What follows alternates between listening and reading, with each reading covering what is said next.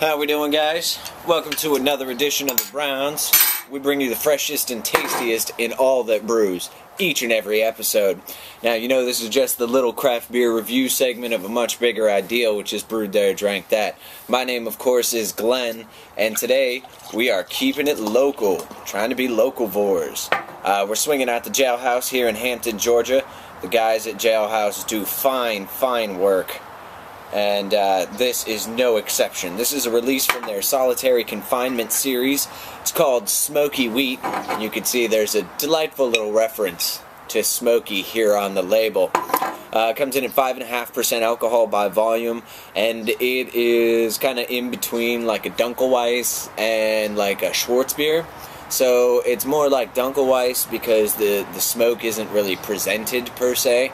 The smoke is more a subtle characteristic, but happens to be a fantastic complement to almost all barbecue. It comes in at 5.5% alcohol by volume. And like I said, this is from their solitary confinement release. Now, I was lucky enough to first have this beer just over a year ago, if I remember correctly, when this was just an experimental brew, and I actually took a whole keg of it to a pig roast that one of my dearest friends was throwing. And I gotta tell you, I thought it complemented the flavor of the pig and the pig picking perfectly. Now, there were some people there who, let's just say they're not enlightened beer drinkers, and so they were confused about how a dark beer could go with barbecue. But needless to say, I did what I could to educate them, and I even changed a few minds during the pig picking. Once people actually tried the barbecue with the Smokey Wheat, they were convinced.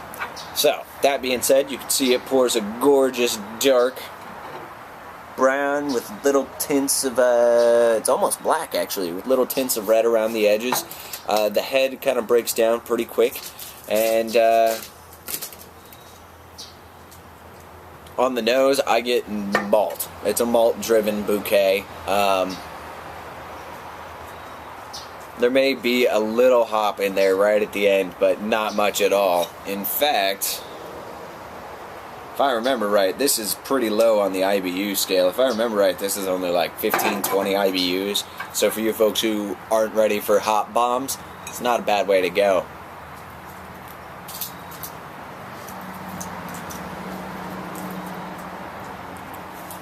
I actually really think the flavor profile is really nice, really mellow. It's not over the top with the smoke flavor. It's not over the top with the malt flavor.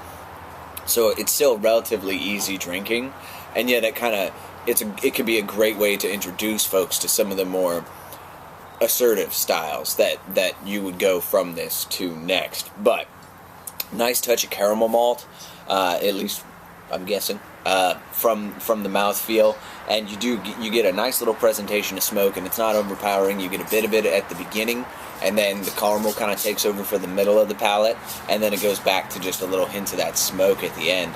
Very well done. You guys gotta check out Jailhouse if you haven't yet. Find a way, make it happen, support them. They are awesome. And again, these aren't, assholes in $20 million jets with secret handshakes flying over Aspen. These are people who live day in and day out, happy in their work, loving the work that they do, and brewing beer to improve their community. So, get out there, support them, check it out. That's it for us here on The Rounds, guys. All the best. I will see you over our next pint. Have a good one.